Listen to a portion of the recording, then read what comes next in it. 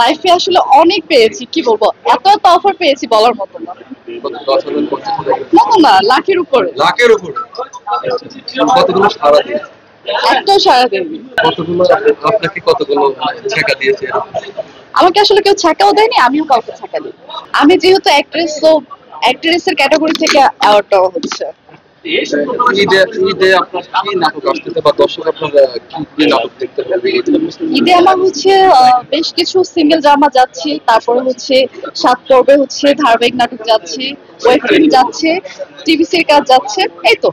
আপু আমরা জানি যে আপনি ছোট পর্দায় কাজ করেন, বড় পর্দায় কাজ করার ইচ্ছা আছে কি? বড় পদে থেকেই তো আমি এসেছি।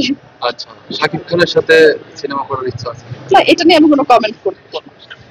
কেন শাকিব খানকে নায়ক হিসেবে আপনার জন্য পারফেক্ট না? Obviously perfect. বড় পর্দায় হচ্ছে আমার সিনেমা দিয়ে শুরু। আমার রিলিজ প্রাপ্ত সিনেমা হচ্ছে রুখে দাঁড়াও, যেটা হচ্ছে দেবাশিস সরকার। আর আমার হচ্ছে চতুর্থ সিনেমা চলছে, এই তো। আজকে কি অ্যাওয়ার্ড পেয়েছেন কিনা বা কোন ক্যাটাগরির অ্যাওয়ার্ড পেলেন যদি একটু জানান? হ্যাঁ হ্যাঁ, অ্যাওয়ার্ড পেয়েছি এবং হচ্ছে অভিনয় শিল্পী ক্যাটাগরি থেকে অ্যাওয়ার্ডটা আমাকে দেওয়া হয়েছে। সেরা অভিনয় শিল্পী হিসেবে হতে পারে। অ্যাওয়ার্ড পেয়ে মানে কি অনুভূতিটা কি? অনুভূতিটা আসলে খুব ভালো, এবং হচ্ছে আমাকে দেখেই তো বোঝা যাচ্ছে যে খুব হ্যাপিনেস কাজ করছে। এবং হচ্ছে লাবণ্য অ্যাওয়ার্ডের পক্ষ থেকে আমাকে অ্যাওয়ার্ড দেওয়া হয়েছে, আর অনেকটি দেওয়া হচ্ছে, তো অনেক শুভকামনা থাকবে। মানে আপনার মিডিয়াতে আপনার ভবিষ্যৎ পরিকল্পনা কি? নিজেকে কোন জায়গাতে দেখতে চান? নিজেকে একজন ভালো অভিনেত্রীর জায়গায় দেখতে চাই। আপনি কি এখন ভালো না? অবভিয়াসলি ভালো, আরো ভালো জায়গায় দেখতে চাই। আচ্ছা, একজন অভিনয় শিল্পীর মানে কোন গুণগুলো থাকা সবচেয়ে বেশি জরুরি?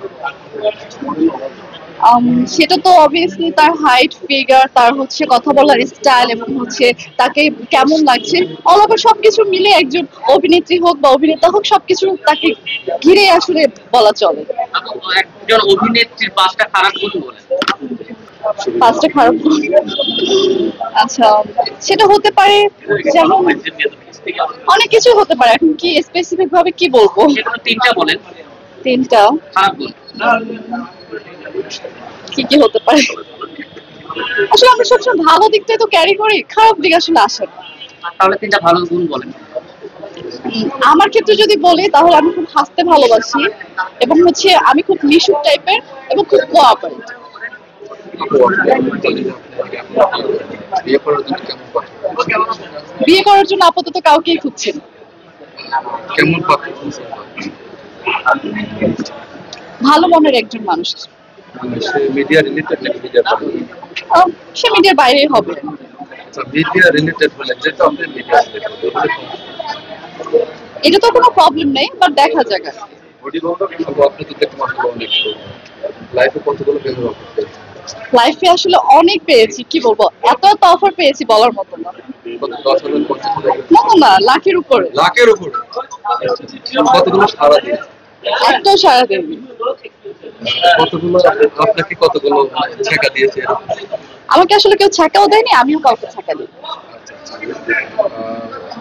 বর্তমানে বাংলাদেশে যে পোশাক একটা ইস্যু নিয়ে খুবই সরগরম মিডিয়া পাড়া, এই ব্যাপারে আপনার মন্তব্য?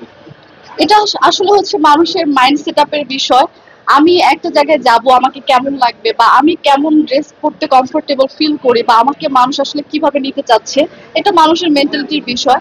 এটা নিয়ে আমি আসলে কোনো কথাই বলতে চাচ্ছি না। আচ্ছা, আপনি যেহেতু একজন আর্টিস্ট, বলবেন যে আসলে বর্তমানে নুসরাত ফারিয়া যে একটা ঘটনা ঘটে, তিনি একজন শিল্পী। আসলে আমাদের শিল্পী সমাজে মানে শিল্পী তো সবাই পায় না, সবাই দল মত নির্বিশেষে সবাই শিল্পীকে ভালো লাগে। সেক্ষেত্রে এই যে শিল্পী জেল খাটলো বা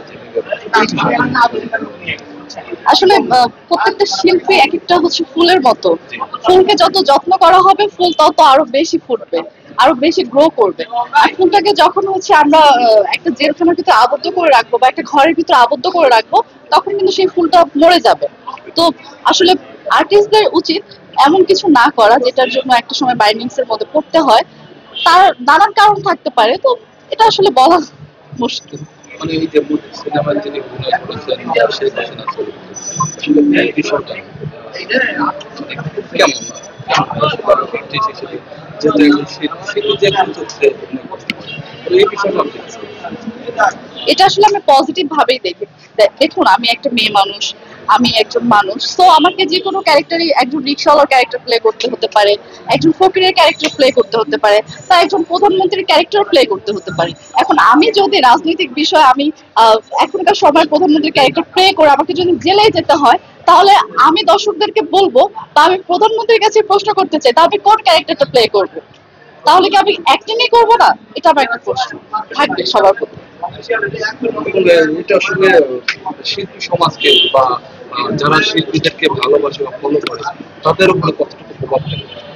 এটা তো অবভিয়াসলি প্রভাব পড়ে। যখন একজন আর্টিস্টের এরকম একটা ব্যাকগ্রাউন্ড হচ্ছে বদনাম আহ, হয়ে যায়, তখন তো অবভিয়াসলি তার ফ্যামিলি ব্যাকগ্রাউন্ড, তার হচ্ছে কাজের ব্যাকগ্রাউন্ড, সবকিছুতে তো একটা নেগেটিভ প্রভাব পড়ে। এবং সে যে আর্টিস্টের উপর পড়ে, সে মেন্টালি ভাবে এটা নিতে পারে না, সে সিক হয়ে যায় আমার মতে। সর্বশেষ দর্শকদের উদ্দেশ্যে আপনি কি বলবেন? দর্শকদের উদ্দেশ্যে একটা কথাই বলবো, দর্শকরা হচ্ছে আমাদের প্রাণ।